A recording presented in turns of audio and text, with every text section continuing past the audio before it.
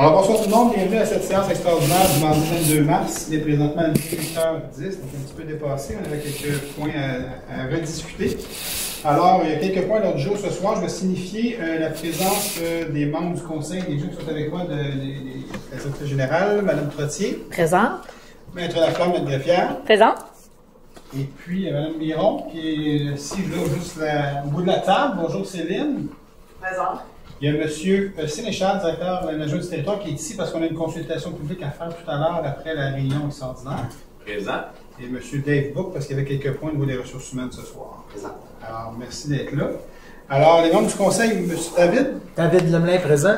Right. Gilles, qui est avec nous ce soir. Oui, Gilles Lapierre qui est présent. Bon retour, Gilles, avec une jambe flambant neuve, une jambe bionique. C'est fantastique. C'est une jambe bionique. Alors, ça trahit mon âge, une jambe bionique. Alors, Mario. Bonsoir, Mario Perron, juste du vieux, présent. André qui est à ma droite, et maire suppléant pour les 3 prochains mois. Bonsoir, présent. Natalia. Natalia, présent. Et Joanne. Joanne Césaré, présent. Chantal est absente ce soir et à cause de son travail. Et puis, il y a M. Caz qui est présentement en vacances. Donc, alors, on va y aller tout de suite avec les points à l'ordre du jour. Donc, le point numéro 1, c'est l'adoption du règlement numéro 1735-22, décrétant des dépenses en immobilisation, donc l'acquisition de logiciels, d'équipements d'éclairage de son, de panneaux électroniques et d'équipements informatiques et un emprunt de 450 000 à ces fins. L'objet du règlement a été mentionné. Aux fins d'acquitter les dépenses prévues par le règlement, le Conseil est donc autorisé à emprunter la somme sur une période de 5 ans. Et pour pourvoir aux dépenses engagées relativement aux intérêts ou au remboursement en capital des échéances annuelles de l'emprunt, il est par le règlement imposé et sera prélevé annuellement durant le terme de l'emprunt sur tous les immeubles imposables situés sur le territoire de la Ville une taxe spéciale à un taux suffisant d'après leur valeur telle qu'elle apparaît au rôle d'évaluation en vigueur chaque année. Proposé par André Canégan. Appuyé par Mario Perron.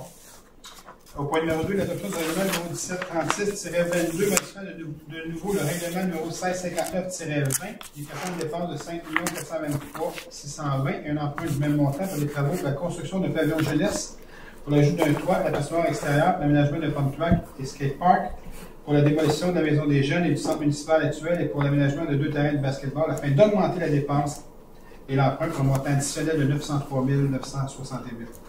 Donc, pour l'objet du règlement, la Ville a décrété une dépense et un emprunt de 5 426 620 par le règlement 659-20.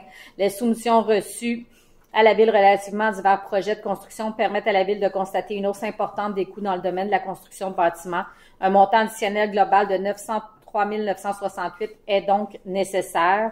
La dépense est donc portée à 6 327 588. Outre les montants, toutes les autres clauses du règlement demeurent inchangées. Proposé par Natalia Souverain. Appuyé par Gilles Lapierre. Donc, le point numéro 3, l'adoption du règlement numéro 1737-22, décrétant des dépenses en immobilisation, travaux relatifs au parc et espaces verts et un emprunt de 5 millions de dollars pour ce faire. L'objet du règlement est donc de prévoir des dépenses en immobilisation pour un montant de 5 millions, incluant les frais, les taxes et les imprévus pour des travaux relatifs au parc et espaces verts sur une période de 20 ans pour l'emprunt et pour pourvoir aux dépenses engagées relativement aux intérêts ou au remboursement en capital des échéances annuelles de l'emprunt. Il est par le règlement imposé sera prélevé annuellement durant le terme sur tous les immeubles imposables situés sur le territoire une taxe spéciale à un taux suffisant d'après leur valeur telle qu'elle apparaît au rôle d'évaluation en vigueur chaque année. Proposé par David Lemelin. Appuyé de André Camégan. À 4, l'adoption du règlement numéro 1738-22, modifiant le règlement numéro 1708-21, décrétant des dépenses de 2 189 189 et un emprunt du même montant pour des travaux au pôle culturel et sportif pour la construction d'un terrain de soccer et l'aménagement de terrain existant, la construction d'une piste cyclable, l'ajout de cases de stationnement ainsi que la relocalisation et le réaménagement des mobiliers de jeu, afin de modifier les travaux prévus et d'augmenter la dépense et l'emprunt pour un montant additionnel de 3 148 811. La Ville a décrété une dépense et un emprunt de 2 689 189 par le règlement 1708-21. La Ville a revu la planification des travaux du pôle culturel et sportif. Un montant additionnel global de 3 148 811 est donc nécessaire. Le Conseil est donc autorisé à exécuter ou faire exécuter des travaux de construction de 2 terrains de soccer synthétiques, la construction d'une piste cyclable, l'ajout de cases de stationnement, la relocalisation et le réaménagement des mobiliers de jeu ainsi que la construction d'un bâtiment de service, Les clauses de taxation du règlement 1708 demeurent les mêmes. Mario Perron, je le propose. Appuyé par David Lemelin.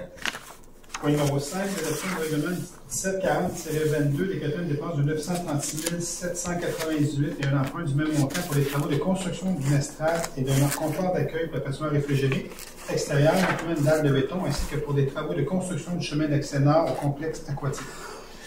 Donc, le Conseil est autorisé à dépenser une somme de 936 798 sur une et d'emprunter la même somme sur une période de 20 ans pour pourvoir aux dépenses engagées relativement aux intérêts et au remboursement en capital des échéances annuelles de l'emprunt et par le règlement imposé et prélevé annuellement durant le terme sur tous les immeubles imposables du territoire de la Ville une taxe spéciale à un taux suffisant d'après leur valeur telle qu'elle apparaît au rôle d'évaluation en vigueur. Nathalie Soularé, je le propose. Appuyé de André Camiera. À 6, soumission, service de collecte d'échantillons et d'analyse d'eau potable. La Ville a procédé à une demande de soumission publique. 2 soumissions ont été reçues. Il s'agit d'octroyer le contrat pour les services de collecte d'échantillons et d'analyse d'eau potable au plus bas soumissionnaire conforme, soit Eurofin Environex, au prix soumissionné pour une valeur approximative de 118 046,92 pour une période de 3 ans. Proposé par Gilles Lapierre. Appuyé de Joanne Césaré. À 7, soumission, fourniture et installation de nouveaux équipements de jeux d'eau pour le parc des citoyens. La Ville a procédé à une demande de soumission publique pour la fourniture et l'installation de nouveaux équipements de jeu pour le parc des citoyens. 4 soumissions ont été reçues. Le soumissionnaire obtenant le plus haut pointage final après un comité de sélection se voit accorder le contrat. Il s'agit d'octroyer le contrat pour la fourniture et l'installation de nouveaux équipements de jeux d'eau pour le parc des citoyens aux soumissionnaires ayant obtenu le plus haut pointage, soit Tessier Récré au Parc, pour une valeur de contrat de 407 516,24 taxes incluses. Proposé par David Lemelin. Appuyé de Joanne Césaré. Point numéro 8, demande à Rogers Communication contribution financière en termes du pôle récréatif régional. De demander à Rogers Communication une contribution financière de l'ordre de 600 000 $ pour le pont du Lec du 275e. En échange, la Ville et Rogers devront s'entendre sur les termes d'un nouveau bail relatif au maintien de la tour de télécommunication sur le lot 6 345 305. Nathalie Soularé, je le propose. Appuyé de André Camiera. J'ai une question là-dessus. Je viens de cliquer sur quelque chose. J'avais demandé que ce soit comme indépendant. Là, on dit qu'on demande 600 000 en échange, on devrait s'entendre sur un bail, mais le bail, c'est à part. Ils vont avoir un bail, puis ils vont payer 600 000. Je ne voudrais pas qu'ils payent 600 000 en échange du bail. Vous comprenez? Il faudrait que ça soit changé parce que c'était très clair avec M. Lavigne, quand j'ai parlé, vous étiez là avec moi lors du meeting. Le bail, c'est une chose. On va signer un bail, vous payez tant par année.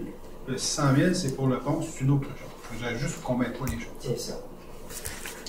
Ouais. Donc, c'est pas en échange. Non, c'est ça. Il n'y a aucun échange là-dedans, puis ça, c'était très, très clair. Tu peux marquer de plus. La Ville et Rogers devront s'entendre. Oui, si tu veux. Moi, je parle. Mais en fait, moi, je ne parlais même pas du bail. Non. Parce que le bail, on a pas de s'entendre, ils sont sur le terrain, il y aura un bail, puis il sera signé avec eux autres. Mais là, ça n'a même pas rapport au bail, c'est vraiment. Le 600 000, c'est pour une contribution pour le pont, parce que l'antenne reste là, puis on a détourné à côté pour faire le pont. Donc, pardon, M. le maire. C'est correct. Donc, la proposition serait juste de demander à Rogers Communication une contribution financière de l'ordre de 600 000 $ pour le pont du Lec du 275e. Exactement ça. Merci. Donc, sur cette proposition qu'il propose, Nathalie Soularé, je propose. André Camiera, je l'appuie. À 9, autorisation de dépenses. considérant que certains membres du Conseil ont fait l'objet de menaces, d'harcèlement et d'intimidation, que l'ensemble des membres du Conseil craignent pour leur sécurité, qu'il y a lieu d'assurer la sécurité des membres du Conseil, d'autoriser l'achat et l'installation, le cas échéant, de systèmes de surveillance pour le domicile de chacun des élus pour une somme maximale de 300 $ chacun. Proposé par David Lemelin. Appuyé par Gilles Lapierre. Point numéro 10, fin d'emploi de l'employé matricule numéro 1417 et abolition du poste. D'abolir le poste de conseiller en gestion de projet au service technique, de mettre fin à l'emploi de l'employé matricule numéro 1417 pour cause d'abolition de son poste à compter du 23 mars. Mario Perron, je le propose. Appuyé par David Lemelin. Et le dernier point, le point numéro 11, restructuration du service des technologies d'information, du service des communications et du service à la clientèle. De procéder à la restructuration des services mentionnés tels que soumis à la présente séance. Proposé par David Lemelin. Appuyé par Mario Perron. Point numéro 12, période de questions. Est-ce que nous avons reçu des questions? Aucune question reçue et puis il n'y en a pas dans la salle non plus. Alors, donc, ça va mettre ceci met un terme à notre. Est-ce qu'il y en a dans la salle, les boys? J'ai présumé que vous n'aviez pas, là, tu sais, le petit passage. Et quand je parle des boys, il y en a un qui s'est rajouté à nous, M. Pierre-Marc Bruno, qui est ici, directeur adjoint du CESA, qui va être avec nous pour la consultation dans quelques instants. Et Pierre-Marc, si tu me permets, ça va être enregistré en plus, donc je me permets de féliciter parce que demain, tu vas être encore une fois un heureux papa pour une deuxième fois. Demain. Alors, félicitations. Oui. Un petit garçon, donc vraiment qui va avoir le couple à partir de demain, une fille qui est une fille, donc un garçon qui s'ajoute à la famille. Donc bravo à Pierre-Marc. Oui. Et puis Pierre-Marc va avoir quelques semaines de congé parental à partir de demain. À partir de 2025. Alors merci beaucoup tout le monde pour votre présence ce soir et puis on se reparle dans quelques instants pour la consultation publique. Alors merci beaucoup. Bonne soirée.